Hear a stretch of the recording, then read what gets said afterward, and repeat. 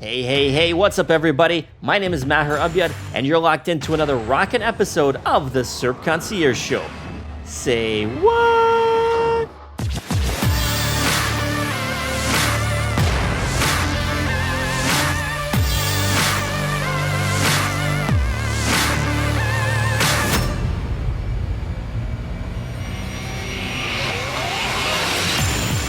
I'm so happy and really excited for this show I've got lined up for you today. Today we're going to be talking about a really super popular topic in SEO, local client SEO consulting. And my guest today is no stranger to local SEO consulting, my good buddy and the very, very talented Michael Chrest. Mike, are you there, buddy? I am here. Thanks for the introduction. That's great. Thank you so much. Really happy to have you on the show today. This is an amazing topic because everybody's jumping into local client consulting. Some people are doing it the right way. Some people are doing it not the right way. Today, I want you to bring it home.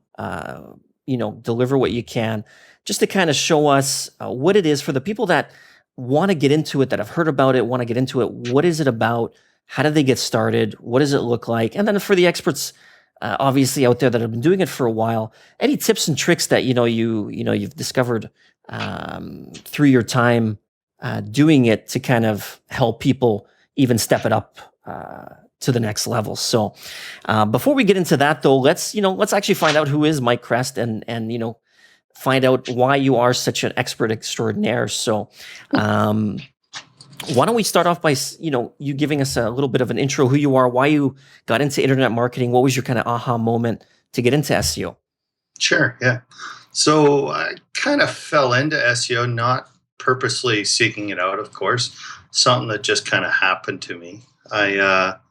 I was working full-time at a school doing IT, and I always wanted my own business. So I constantly was trying to figure out what to do for a business, wanted to get out of the 9-to-5 working for someone else kind of thing. So I stumbled across a friend of mine selling a photography business, doing virtual tours, real estate photography, that sort of thing, and he wanted out of it. So for, I think it was $5-6 he said, "Why don't you have this, Mike?" So I'm like, "Sure, sounds good." So I took it on, started doing it. What I realized is I was doing AdWords, and it was costing me a lot of money. I was burning through the money, and I didn't really know anything about AdWords, right? So I was really tearing through it, beating through the money and realizing that there's got to be a better way. So I started to sort of on my own look it up and figure out why these other guys were ranking and not paying, the pay-per-click like I was. So that's kind of the gist of how I first got into it for myself. Doing it for myself is really what caused me to go further with it. And then from there, I actually bought a web design business off someone, off Kijiji, funny enough. Wow, okay. Yeah, didn't know a thing about web design. You do now, that's for sure. Yeah, exactly. So then I dove headfirst into that and realized, a lot of my clients that I was getting wanted the whole package. They didn't just want a website design for them. And that's when I kind of went, okay, I'm going to have to do this for other people. And that was, maybe 2009, 2010, pre-Penguin, pre-Panda, Armageddon, so to speak, of the SEO world. And, right. Things were a lot easier back then. Not right, but they were easier. Yeah, I mean, so you got, a good, you got your feet wet, obviously. I mean, you've been in the game for a while, and things have obviously changed in the last 5 years dramatically. I mean, almost every day there's a new algorithm update or whatnot with Google or whatever the case may be. So obviously, you figure it out, hey, not only do I need to do SEO for myself, I need to do SEO for my clients. So I got to start, learning this game, this Google game here, this Google dance, and try to figure out, what is it going to take to satisfy my clients. Right on. So let's start off by saying, by asking you, give us your best definition. What is local client SEO consulting? What is that? What's the full package entail now?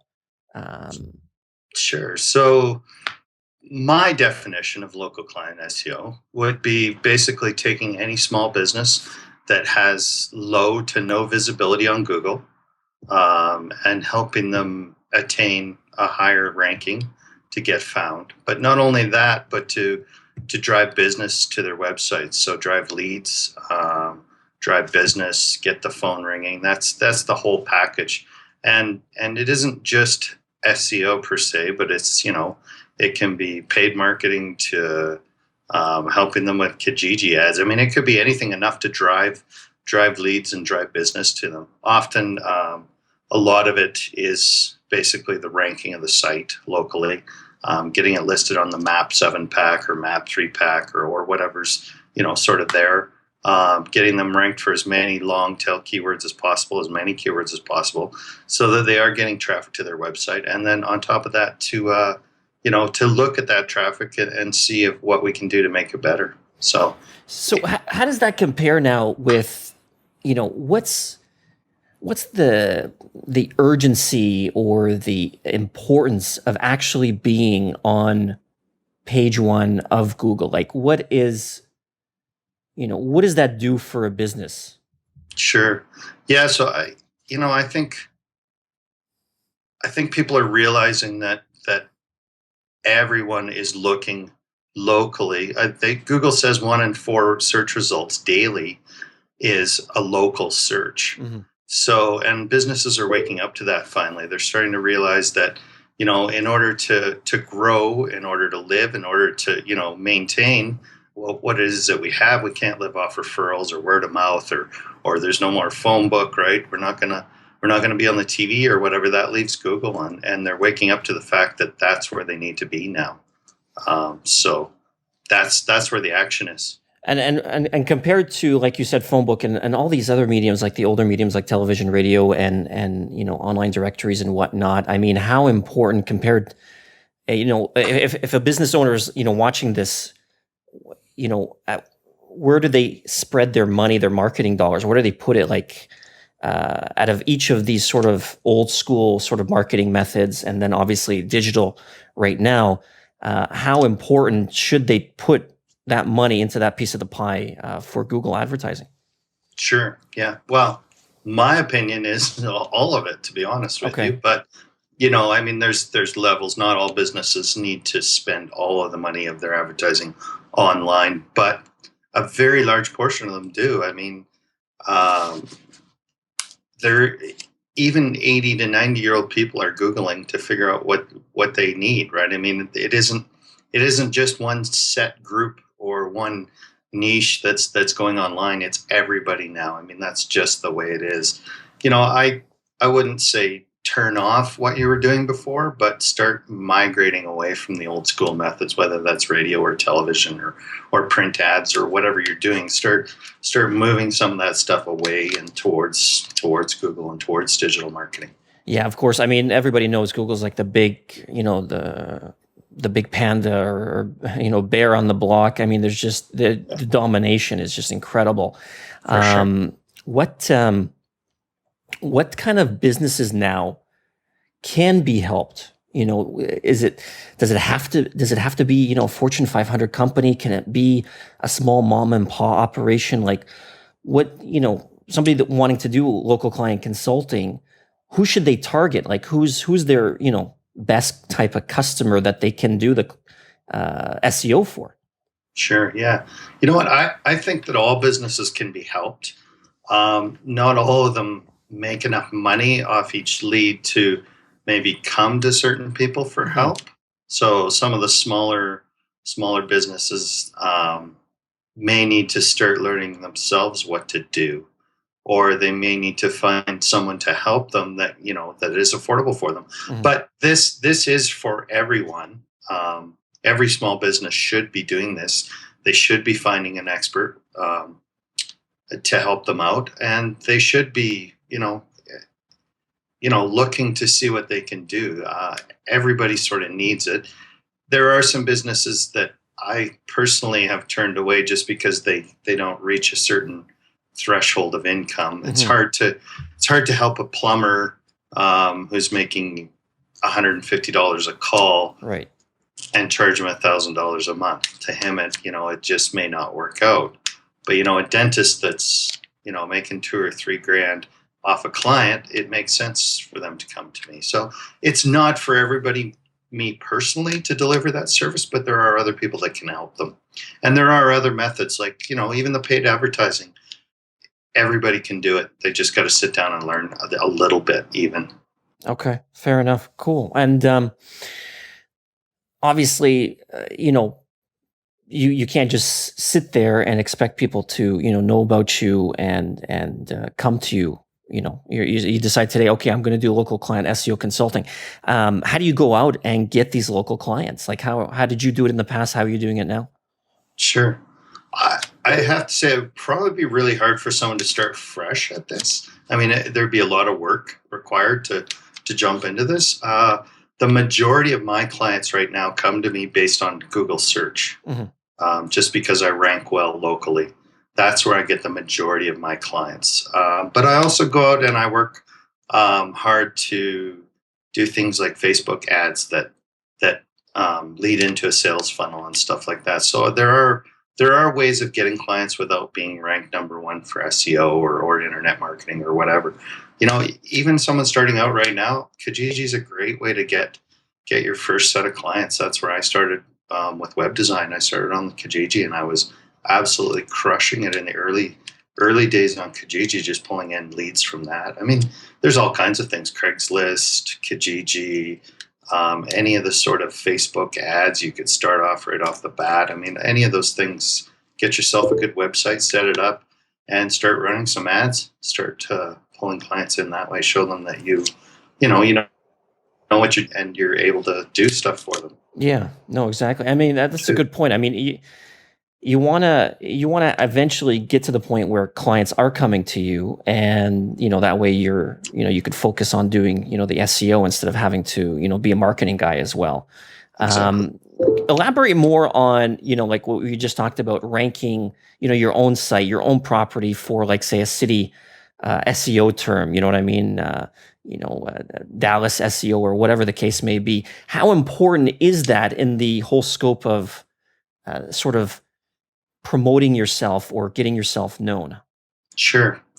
Personally, I've found it to be the most important thing. I have a hard time looking a client in the face and saying, "Hey, I'm going to rank you. I'm going to do all these things for you." And then he kind of looks at me and he goes, "Well, where do you rank?" And I can pull it up and say, "Here you go.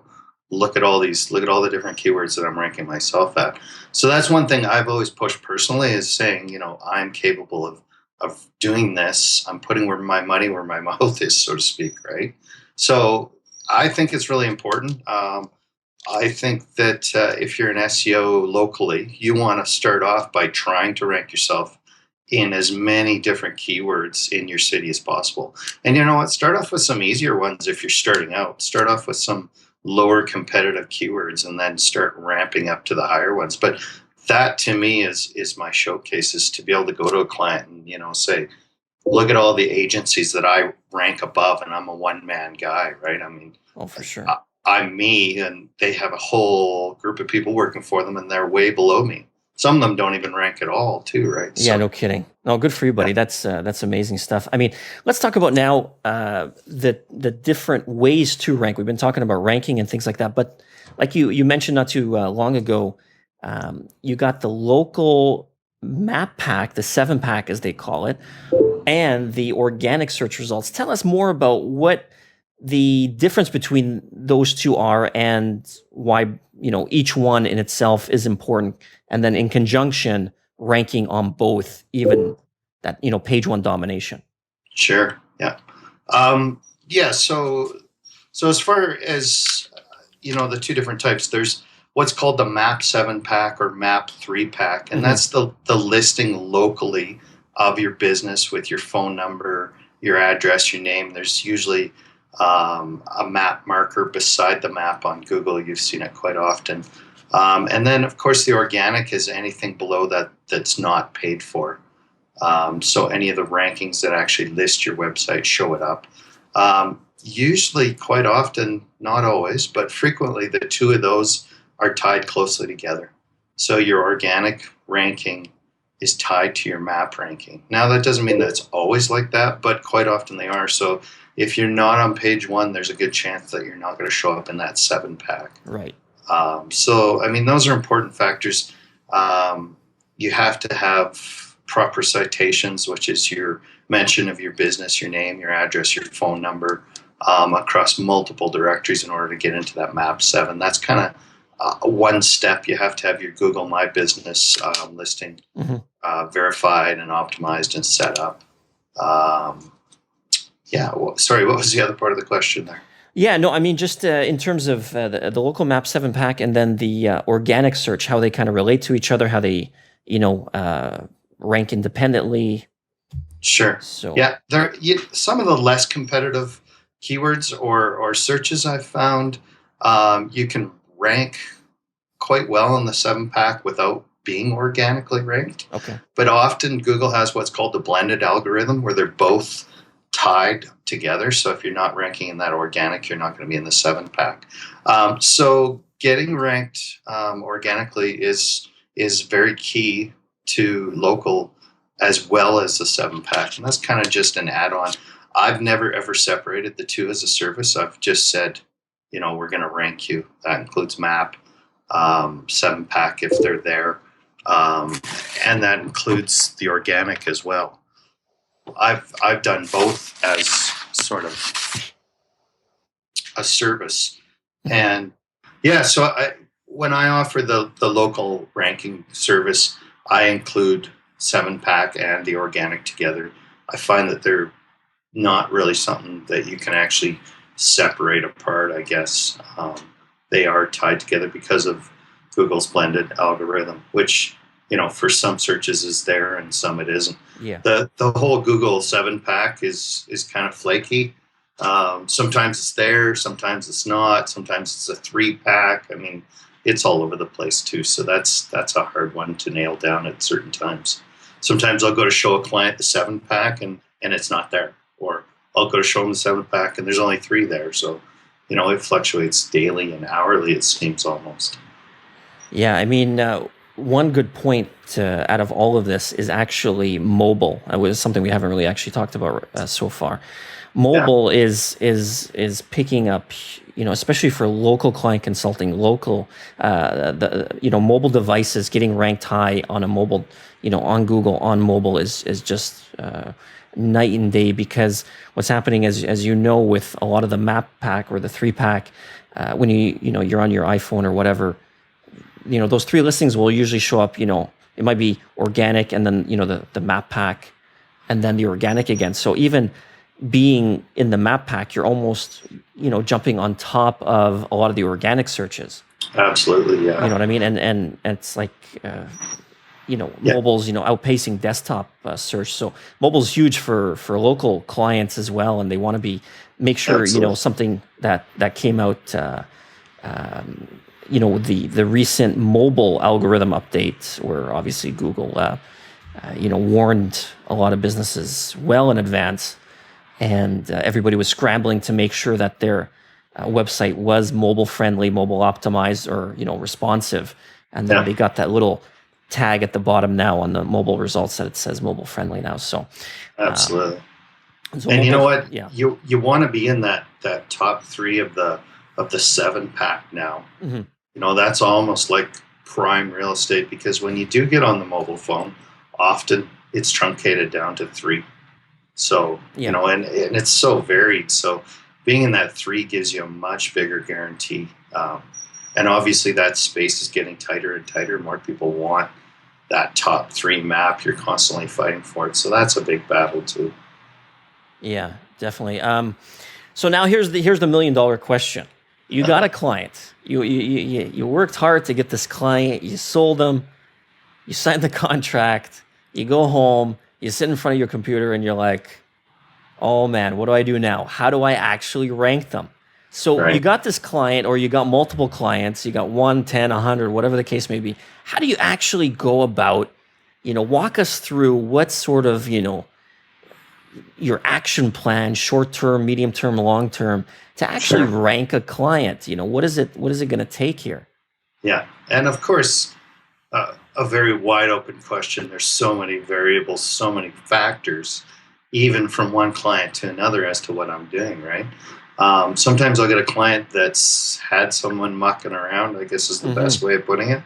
That's a whole ball of wax problem or lots more work, right? Yeah, absolutely. But bringing, say, a new client online, he's got a website, he's maybe had a website for a few years, he really hasn't done much, kind of put up a website, all he wanted was his phone number and stuff on there. Those guys are the best ones to work with because it's almost like starting fresh with someone. Exactly. So for one of those guys, the first thing I do right off the bat is get the Google My Business listing right up, okay? Because that's top's most important. Get that thing optimized, get it verified first, of course, and then optimized, set up. And once that's all set up, the most important thing is to get the citations going. So I make sure that I have all the citations that I can possibly go get done as quickly as possible. So that's kind of phase one, step one, I guess, of phase one. Phase two would be to make sure that all the social media properties are in place, all the big ones, all the small ones, as many of those as possible.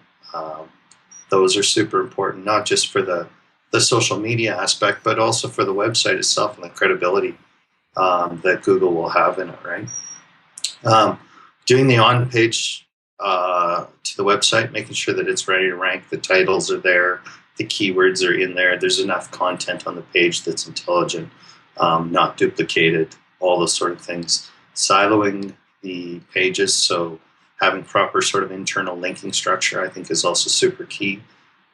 So there's kind of multi-phases going on, but that's kind of the first major step that I take. Probably phase two, next major step is starting to do the linking. So high authority linking, a variety of different sources of that, as many as possible.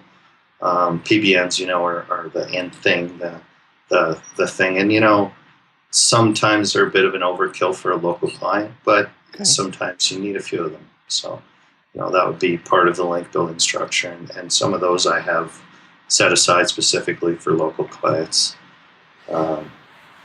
So what's, let's talk about timeline now. I mean, how long is it, taking to rank? Maybe they're, on page 10, maybe on page 2. Obviously they want to get, the best goal obviously is to get number 1, but even top 3, top 5, even just something on page 1, you're going to get at least some sort of traffic. How long is it taking now from, start to, and you can't really call it finish because there's really no finish in SEO. I mean, you got to keep link building, you got to keep sort of link velocity going and things like that. So, but from, you're 80% of the way there, how long are you seeing that take now to kind of reach that? Yeah, definite varied, obviously, based on competitiveness. But I'm seeing, I always tell clients, every client, I'm always very straightforward with. I always say, commit to a year and we'll see what happens. I'm never very much, 3 months, I'll have you number 1. It's just, it can't be done, right? Or I choose not to try to say that and put myself in a hole. I say commit to a year. Usually I'm seeing first page rankings. So, starting to hit first page for most of their stuff within 4 to 6 months. Usually the 3-month mark, you start to see some real improvement, stuff that you can say, hey, we're starting to hit first page on multiple items here. And then after that, it's just some slow creeping forward, right? Yeah. Once you hit first page, every step up kind of gets exponential as you go. Exactly. Extremely, right? So, yeah, that's 3 to 6 months for something that makes the client happy. And sometimes that can be a bit tough. Yeah. Sometimes they get a little impatient, but of course. I always go back to what I said. You're going to be here a year. Let's have some patience, and you can't rush it. That's one thing is you can't just throw. In the old days, you'd throw 1,000 links at something and come back the next day and find 5,000 links and throw it at it, right? I mean, that's how we did it, but those days are long gone. Now you have to be slow and steady and do it proper, right? So, what's your sort of method for, there's obviously different types of clients, like, it could be a pizza delivery store, it could be a, somebody middle tier, like a massage therapist or something like that. And then, you got a little bit more higher end niches that, luxury landscaping or lawyers, personal injury lawyers. How do you actually know and go into price a client? When you're at that client meeting and they ask you, okay, so how much is this going to cost me? Where do you start? Like, this is a big question that a lot of people have, and a lot of people just don't know what to do. Like, do you just pull a number out of the air? What's your sort of methodology to kind of pricing it? Okay, it's going to cost you this much, and for this long. Yeah, for sure. That's not an easy question to answer, and probably even one that I still myself struggle with a little bit. Often before I'm in front of the client and I'm going to give them a price, I've had a fair good look at what I'm up against. So if it was a lawyer, for example, I've gone through the lawyers that are local here. Mm-hmm. I've gone through their pages. I've looked at their links. I've looked at, the strength of the domain authority of their current domains. I've seen where they're ranked. So a lot of times I sort of have that, you should know what's going to happen, what's going on there, right? Mm-hmm. But how do you price that? You know what? I always price it with the thought of, what is it going to cost me? Because there's always costs involved. Mm-hmm. This isn't all just straight manual work that you're just working and making money on. You do have some costs, whether that's purchasing a link that's really hard to get or a tool that you need to figure stuff out. So the best answer for me is price high and don't price yourself out of the market.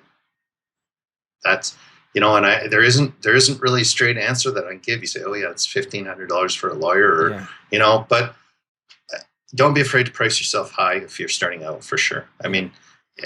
Not so high that you're crazy, that you're, people are just going to look at you like you're nuts, but don't underprice yourself. That's one thing I've learned is there's no point in trying to work for $300 a month for a lawyer when it should be $2,000 a month or something, right? It's not going to work. No one's going to be happy in the end. You won't be happy, and he's not going to be happy with the result. Oh, exactly. You're going to be working like a dog, just making little money, and then you end up realizing you need more sort of PBN power, and you need to spend a fortune, to buy another 10, 20 links, and you just don't have the resources. And obviously that's the great thing about local client SEO consulting is the money is there in your hands before you even do anything. So you have full reign to kind of,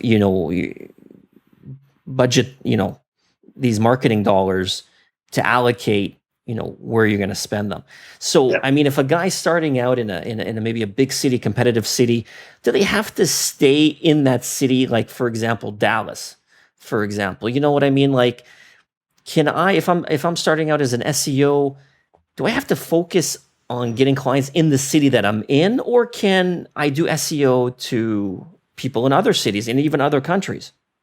I think the better you get, the more you're going to have the ability to do it anywhere, from anywhere. The one problem I think that you will find in this industry is a lot of people want to see you. They want to shake your hand. Mm-hmm. They want to look you in the eye and say, what can you do for me? And that's a little bit harder to do if you're in Dallas and you want to do SEO in Los Angeles. It's a little bit harder. That doesn't mean that all of them want that. But I'm finding that a majority of people really want to see that trust factor. Okay. And they really want to sit down and go, oh, okay, I like this guy. I believe what he's saying. He's not some greasy car salesman trying to shake me down for $1,000 a month or whatever, right? He knows what he's talking about. So, you can do it elsewhere, but I don't know if it'll be 100% successful. Yeah, no, definitely. You mentioned a few minutes ago about not being able to make the customer happy. And, some customers, clients are, very impatient or whatever the case may be. What's maybe your favorite thing about local client consulting, and maybe what's your least favorite thing about local client consulting? You know what? I think with all of SEO, I really like to see what I do make a difference. Even if it's, when you do SEO, you do something, you don't often get to see what happens until 2 weeks or a week or 3 weeks or 4 weeks later. But I kind of like that. It's like this anticipation. Yeah. Oh, I did this. What's going to happen? So that's kind of all of SEO. It doesn't even have to be local. I just Mhm. really, really like that kind of seeing the cause and effect type thing. I do also like meeting the clients. I like talking to the clients. I like going for a coffee and sitting down and telling them, how I can help them. So that part I like as well. Probably the least thing I like about local client would be citation cleanup or citation creation. Now, generally, I won't even do the creation. I'll outsource that. Yeah. But the cleanup, is the worst thing in the world. So if you get a client that's got a mess of 50 different names, or they had an SEO that had a call tracking number on there, so half the citation call tracking and half of them don't, and that's the worst, Mhm. because it's just super hard to clean it up and it's super time consuming. That's probably my least favorite thing for sure. Yeah, You definitely. still there? Yeah. Yeah, it's breaking up a little bit, but we're okay. I think if you were to go back in time before you started in SEO, you had a mentor, you had somebody, um, there you could ask, what would be the something that you wish you knew before you got into local client SEO consulting? Like, somebody had warned you, you obviously doing it, you made that mistake, you learned from it, but something that you wish you knew that other, people just starting out, to help them out, to get them through that at least hurdle, so they can avoid making that mistake. What would that something be? Sure. Yeah. Probably the thing I wish I would have learned from someone would have been not how to do SEO better, or not how to link build better, or any of that sort of stuff, but how to be extremely organized Mm, better. Because one of the things with local SEO, or any SEO, but specifically local, is you constantly have a whole lot of information per client. And if you're not keeping that information in correct ways, it's a nightmare to figure out. That includes passwords, citations, links, social media accounts. If you think about all the account creation and stuff that you do for these individual businesses, being able to keep them all sort of well organized, and the ability to pop back and say, here, oh yeah, I need this, super easy to find, would be something that I wish I would have learned a little better. Maybe it's because I'm not a very well organized guy. I don't know. Just my thought. But yeah, I know what you mean, man. It's I got like more Excel sheets than I know what to do with. Trying to keep exactly. PBNs organized, and you got one for citations, and you got one for social media profiles, and you got Yeah. one. Oh man, it's just like even. Yeah, and the naming conventions of them all, and it's just Oh yeah, and then it's just grown over time, which hopefully we'll definitely dive into that in another show in the yeah. future. That's stuff, a I topic. think there's a whole topic on that, how to keep it all together, how to manage your workspace, your workflow, all that stuff is something that, if you're not good at it, you got to learn it. So yeah, for sure. Yeah, definitely.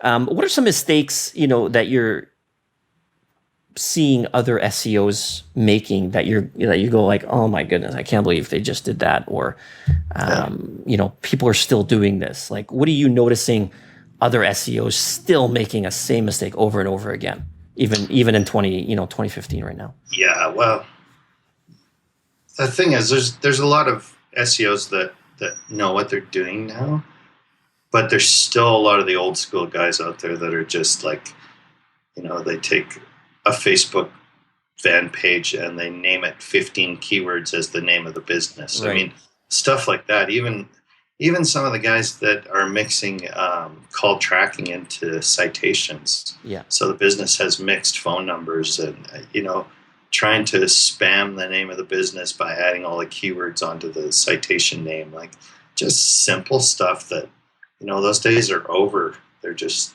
that stuff doesn't work. And it just causes problems and problems for everybody, right? So, that's one thing I do see. I still see a lot of the old school guys that try to hold on to everything, so they try and hold the client hostage after they've left them, Okay. and that that to me is like you gotta work with some integrity, because I can't imagine you're gonna last too long if you're doing that stuff still Yeah, no too. kidding. No, it's what goes around comes around and stuff like that. No, you gotta keep it clean and keep it keep that reputation going on and stuff like that. So For sure. Yeah. Mike, it's been an amazing amount of awesome content that you brought to the SERP Concierge show today. So happy that you came on board. You let you let the cat out of the bag. What is local client SEO consulting?